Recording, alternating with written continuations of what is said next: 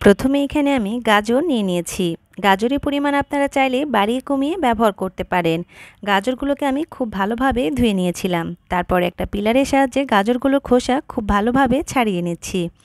আপনারা চাইলে কিন্তু এই কাজটা বটির সাহায্যেও করে নিতে পারেন। দেখুন খুব ভালোভাবে গাজরের খোসাগুলো ছাড়িয়ে নিয়েছি। তারপর একটা গ্রেটারের সাহায্যে গাজরগুলোকে আমি খুব ভালোভাবে গ্রেট করে নিচ্ছি। এই কাজটি কিভাবে করছি দেখে নিশ্চয়ই বুঝতে পারছেন। দেখুন সবগুলো গাজর খুব ভালোভাবে গ্রেট করে নিয়েছি। তারপর চুলায় আমি একটি পাত্র বসিয়ে দিয়েছি। তারপর সেখানে আমি দিয়ে দিচ্ছি 1 টেবিল চামচ পরিমাণ ঘি। অবশ্যই কিন্তু এখানে ঘিটাই ব্যবহার করবেন। তারপর আগে থেকে গ্রেট করে রাখা সমস্ত গাজর আমি এখানে দিয়ে দিচ্ছি। তাই এবার গাজরটাকে ঘিয়ের সঙ্গে খুব ভালোভাবে নেড়েচেড়ে ভেজে নিতে হবে, যাতে গাজরের মধ্যে থাকা এক্সট্রা পানিগুলো প্রায় কিছুটা শুকিয়ে আসে। দেখুন খুব ভালোভাবে নেড়েচেড়ে মিশিয়ে নিয়েছি। তারপর এখানে আমি অ্যাড করে দিচ্ছি হাফ চা চামচের মতো এলাচের গুঁড়ো আর সামান্য একটু পরিমাণে লবণ।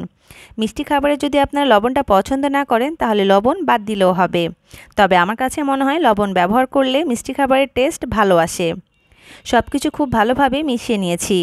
তারপর এখানে আমি একটি বাটিতে 1 কাপের মতো তরল দুধ নিয়ে নিয়েছি। সাথে দিয়ে দিচ্ছি হাফ কাপ গুঁড়ো দুধ। গুঁড়ো দুধের সাথে তরল দুধটা খুব ভালোভাবে মিশিয়ে নিচ্ছি। দেখুন খুব ভালোভাবে মিশিয়ে নিয়েছি। তারপর গাজরের মিশ্রণের মধ্যে আমি দুধগুলো দিয়ে দিচ্ছি। এবার দুধটা দিয়ে খুব ভালোভাবে গাজরের সঙ্গে নেড়েচেড়ে মিশিয়ে নিচ্ছি। এ পর্যায়ে গাজর সিদ্ধ করার জন্য কিন্তু এক্সট্রা কোনো পানি ব্যবহার করার প্রয়োজন নেই। এই দুধটা দিয়েই গাজরটাকে খুব ভালো করে সিদ্ধ করে নিতে হবে।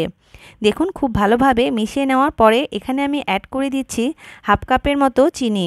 মিষ্টিটা আপনারা আপনাদের স্বাদ মতো বাড়িয়ে কমিয়ে ব্যবহার করতে পারেন, যে যেরকমটা মিষ্টি খেতে পছন্দ করেন। চিনি দেওয়ার ফলে কিন্তু মিশ্রণ থেকে অনেকটাই পানি বের হয়েছে। অনবরত নাড়াচাড়া করে মিশিয়ে নিচ্ছি। তারপর এখানে আমি অ্যাড করে দিচ্ছি 1/4 কাপ পরিমাণ ড্রাই কোকোনাট বা শুকনো নারিকেলের কোড়ানো। চাইলে আপনারা এখানে ফ্রেশ নারিকেল কোড়ানোটাও ব্যবহার করতে পারেন। নারকেল কোড়ানোটাকে দিয়েও খুব ভালোভাবে মিশিয়ে নিয়েছি। তারপর এখানে আমি অ্যাড করে দিয়েছি আরও 1 টেবিল চামচের মতো ঘি। ঘিটা দিয়েও খুব ভালোভাবে অনবরত নেড়েচেড়ে মিশিয়ে নিতে হবে। আর ঠিক যখন দেখবেন এটা পাত্রের গা থেকে উঠে উঠে আসছে, ঠিক তখনই বুঝতে হবে মিশ্রণটা কিন্তু গাজরের বরফি বা হালুয়া তৈরির জন্য একদম পারফেক্টভাবে তৈরি হয়ে গেছে। চুলা থেকে নামিয়ে নিচ্ছি। তারপর এখানে আমি একটি বড় সাইজের একটা প্লেট নিয়ে নিয়েছি।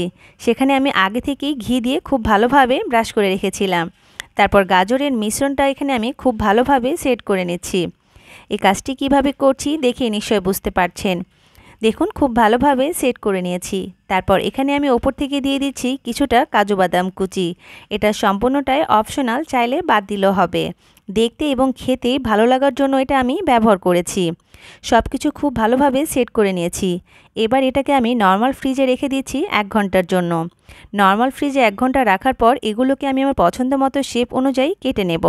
অবশ্যই কিন্তু এগুলো কেটে পরিবেশন করার আগে নর্মাল ফ্রিজে রেখে দেবেন। এতে করে এগুলো কাটতে অনেক বেশি সুবিধা হবে। দেখুন 1 ঘন্টা পরে আমি নর্মাল ফ্রিজ থেকে এটাকে বের করে নিয়েছি। এবার আমি আমার পছন্দ অনুযায়ী এগুলোকে চারকোনা শেপে কেটে নিচ্ছি। আপনারা কিন্তু আপনাদের পছন্দ মতো যে কোনো শেপে এটাকে কেটে নিতে পারেন। চাইলে এটাকে আপনারা গোল গোল করেও কেটে নিতে পারেন। দেখুন কেটে নেওয়া হয়ে গেছে। একটি উঠিয়ে দেখিয়ে দিচ্ছি। দেখুন কতটা সুন্দর হয়েছে। এটা দেখতে মাশাআল্লাহ যেমন সুন্দর, খেতেও কিন্তু অসাধারণ হয়ে থাকে। দেখুন এই একইভাবে আমি সবগুলো কেটে পরিবেশন করে নিচ্ছি। বাসায় মেহমান আসলে এভাবে কিন্তু আপ্যায়ন করতে পারেন, তারা খেয়ে অনেক বেশি খুশি হবে। আশা করছি আমার আজকের এই রেসিপিটা আপনাদের কাছে অনেক অনেক বেশি ভালো লেগেছে।